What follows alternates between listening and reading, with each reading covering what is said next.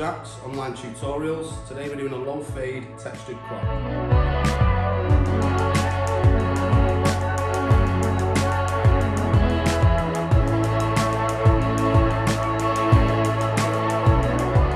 Through the top it's actually quite close to the crown.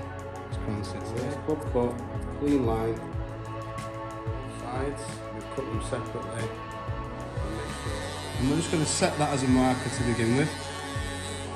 I'm going to come round to the back. What I'm going to do is create a second guideline, like a weight line at the top. And what that'll do is, notice the use of the 3 teeth technique.